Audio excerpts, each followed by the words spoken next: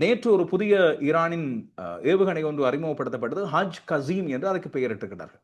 இது மிக பயங்கரமான சக்தி வாய்ந்தது என்று சொல்கிறார்கள். இந்த ஈரானின் புதிய ஏவுகணையான ஹஜ் கசீமில் இருக்கின்ற மிகப்பெரிய ஒரு பலம் என்னவென்று சொன்னால், இஸ்ரேலின் ஏவுகணை தடுப்புகளை, அந்த அயன் டோம் என்று சொல்லப்படுகிற தடுப்புகளை உடைத்துக்கொண்டு உள்ளே பயணிக்கக்கூடியதாக சொல்லப்படுகிறது.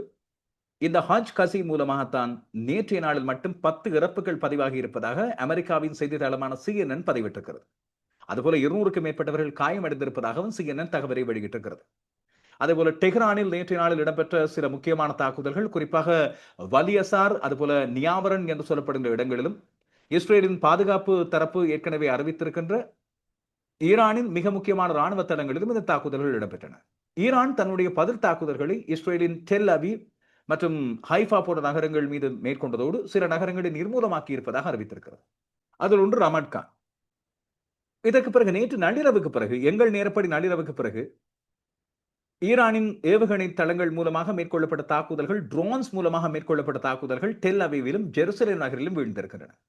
ஏற்கனவே சந்தேகிக்கப்பட்ட, அதுபோல ஒரு சில இடங்களில் எதிர்வு கூறப்பட்ட ஈரானுக்கு உள்ளேயே உளவாளிகள், மொசாட் உளவாளிகள் ஊடுருவி இருக்கின்றார்கள். காட்டிக் கொடுப்பதில் ஈரானிய ராணுவத்துறையைச் சேர்ந்தவர்கள் சில பேரும் ஈடுபட்டுகின்றார்கள், பணத்துக்கு விலைக்கு வாங்கப்படுகின்றார்கள் என்பது சொல்லப்பட்ட ஒரு விடயம். காரணம், முதல் நாளிலேயே ஈரானின் மிக முக்கியமான ராணுவ அதிகாரிகள் கொல்லப்பட்டிருந்தார்கள். அதை இப்பொழுது ஈரான் உறுதிப்படுத்தி இருக்கின்றது. திட்டமிட்ட சில சதி செயற்பாடுகள் தங்கள் நாட்டுக்குள்ளே இடம்பெற்றது என்பதை உறுதிப்படுத்தியிருக்கிறது. இதன் மூலமாக தான் முக்கியமான ராணுவ அதிகாரிகளை இழந்திருப்பதை பற்றி அவர்கள் உறுதி சொல்லியிருக்கின்றார்கள்.